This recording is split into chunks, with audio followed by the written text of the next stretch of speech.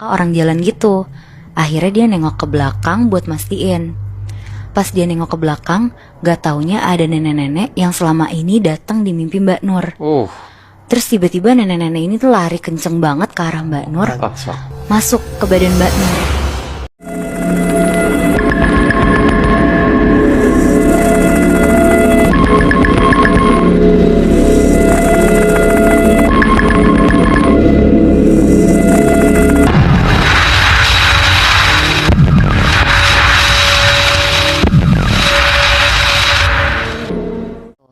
Keluarga gue punya ART baru, namanya tuh Mbak Nur.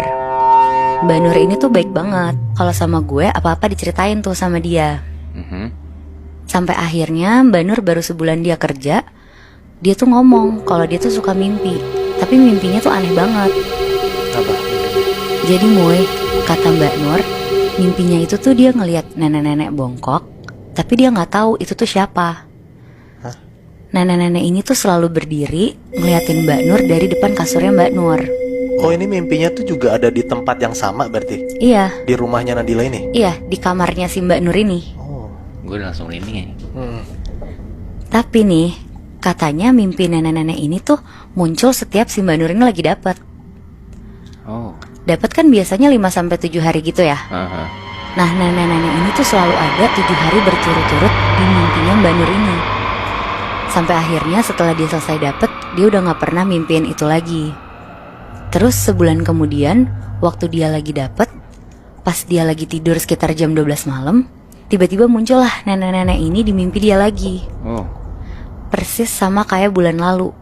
Nenek-nenek itu berdiri di depan kasur Mbak Nur. Cuma kali ini mukanya nenek-nenek ini tuh kelihatan kayak lagi marah, dan matanya tuh lebih melotot dari terakhir kali Mbak Nur didatengin di mimpi itu. Terus nggak sampai di situ mimpinya. Nenek-nenek ini tuh makin dekat, jalan ke arah dia, terus loncat ke atas kasur. Astagfirullahaladzim. Di situ Mbak Nur inget, bahkan nenek-nenek ini ngedeketin mukanya ke arah lehernya Mbak Nur, sambil ngendus-ngendus gitu. Terus Mbak Nur ini tuh kaget, dia kebangun. Pas dia buka mata, dia lihat kiri kanan, untungnya nggak ada siapa-siapa di situ. Mbak Nur lumayan lega lah, karena kan itu cuma mimpi ya.